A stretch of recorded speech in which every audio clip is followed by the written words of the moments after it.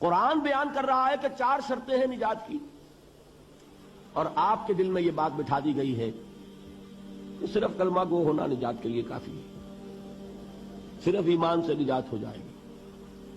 یہ بات جو ہے ذہن میں رکھیے، ایک نجات وہ ہے جو ہزار برس تک جہنم میں کوئلہ بننے کے بعد نجات ہو، میں اس نجات کی بات نہیں کر رہا۔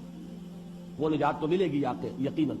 جس شخص کے دل میں رائی کے دانے کے برابر بھی ایمان ہوگا، وہ اپنے اعمال کی، اپنے کرتوتوں کی سزا بھگت کر بالآخر جنت کے اندر داخل کیا جائے گا، جہنم سے نکالا جائے گا، اور نکالا جائے گا تو اس وقت حال کیا ہوگا؟ جیسے جلا ہوا کوئلہ، اس کے سوا کچھ نہیں۔ حدیث میں اس کی شرح آئی ہے۔ لیکن یہ نجات نہیں، نجات وہ کہ جو اللہ تعالیٰ میدان حشر ہی میں ہماری مغفرت کا اعلان فرمائے، اللہ تعالیٰ اول وہلے میں ہمیں جنت میں داخل فرمائے، اس نجات کی بات کر رہا ہوں۔ وہ نجات جان لیجئے محض کلمہ گو ہونے کی بدولت نہیں ملے گی۔